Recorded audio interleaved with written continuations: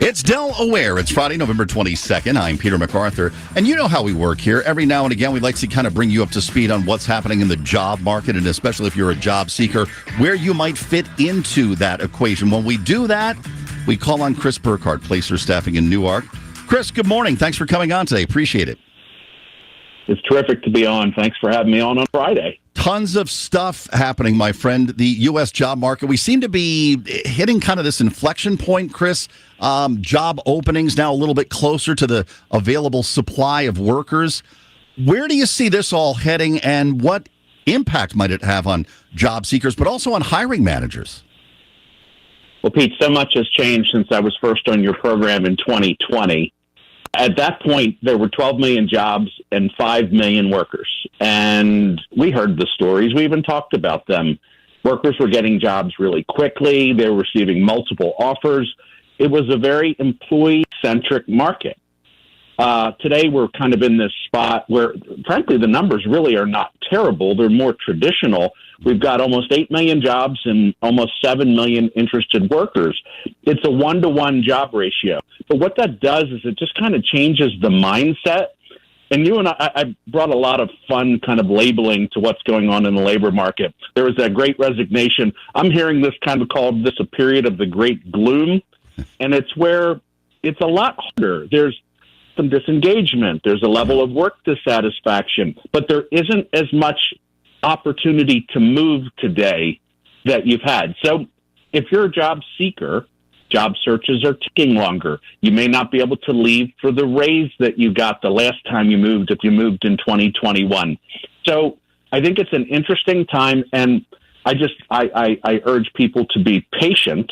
Yep. In that this is just a moment in time and things will improve. Well, you know, it takes a minute to get used to the job seeking of 2024 with that 2020 mentality, Chris. You know, as you said, the equation's flipped a little bit here. And for some people that are looking for jobs, it seems like the waiting is absolutely the hardest part right now. It is. And there's no magic answer here. You've got to work on skills. You've got to go learn new things. How many times I said, if you can't add something new to your resume each quarter, set that as a goal. Mm-hmm. Yeah, that's a great point. We've seen this slowdown in job openings and job creation over the past few months. What insights have you drawn from the latest jobs report? And then kind of on top of that, any Delaware insights, Chris? Well, the U.S. economy added 12,000 jobs in October, and the economists were planning for 100,000. So, quite honestly, under normal circumstances, I'd have alarm bells going off big time. This is a huge change from where we've been. You know, the last 12 months, it's been great for job creation, around 200,000 a month. So, again, 12,000. But what the actual story is the growth is coming from fewer industries right now. Government is hiring, construction is hiring, healthcare is hiring, but think firms in professional services. So think banking or even accounting or my field, temporary staffing. That's down.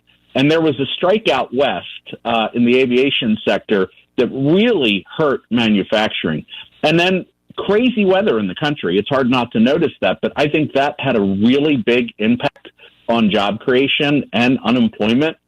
Now, Delaware, our unemployment went down. It's amazing to see. What we really need in Delaware is more jobs right now. We are not creating the jobs equal to the national average. And there's an opportunity for us to work towards that. But that's our greatest challenge. Delawareans are working.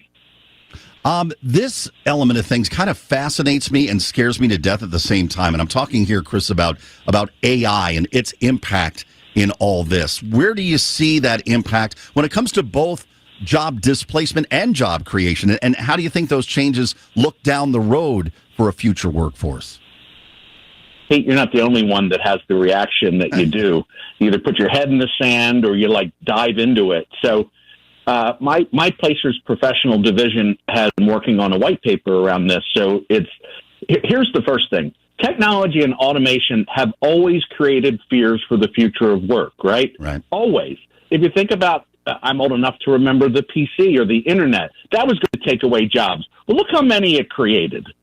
So I think we have to remember that there's always this fear of technology. Now, in looking at it, there's actually a lot of thoughts that although 85 million jobs may disappear, 97 million new ones will come. And over the next 5 years, there's going to be a lot of job creation with this. I think the biggest thing is jobs are going to change. And, it's going to impact our jobs in two ways. It's going to automate things or it's going to augment things. I kind of picture it being like some kind of exoskeleton for workers, right? Where routine tasks, if you're in customer service or data entry, like they're going to be automated. But I don't think anything replaces human judgment, our intuition, decision making. I think AI will support us on that track. Well, let me piggyback a couple of things then onto those points you just made, Chris. What do we do to prepare in our careers and maybe ways that individuals and companies can get ready for this more AI-driven workplace? Well, I'll tell you what. I thought for a while that it was just being talked about. But now I see it with clients and I see it in our vendors with the technology that we use every day. Believe it or not, folks, it's actually there right now.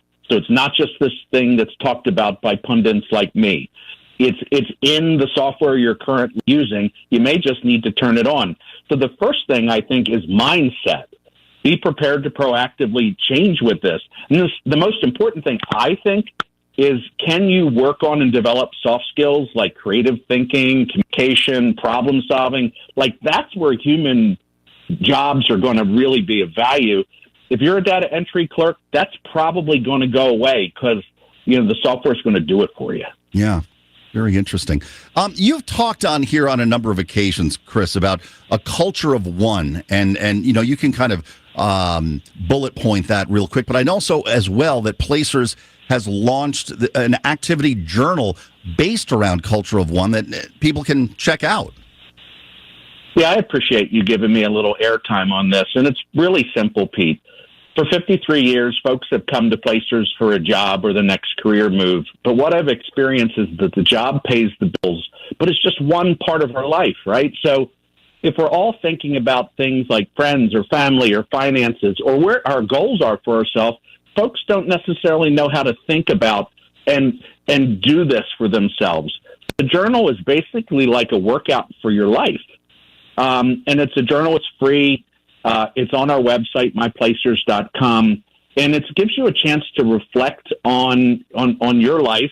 And we've used a tree as a metaphor for it. So picture parts of your life, kind of tracked on the roots and branches of your life, so you can think about friends and family and fitness and community and these things. There's so many times I get folks a job or Placers get folks a job, and they're like, that's still not what they want. So this is our way of helping close the gap. And if you go to the website, it will also be out on social media today so that people can grab it. And we've just finished it. And we've gotten a lot of really great feedback and fanfare because people have a life they want and they have a life they're living. And I'm just trying to help people close that gap. Yeah, it's just amazing how lists, where would we be without lists, right? They help us remember stuff. And at times they help us kind of evaluate where we stand on things. So it sounds fascinating. Go to myplacers.com and you can find out more.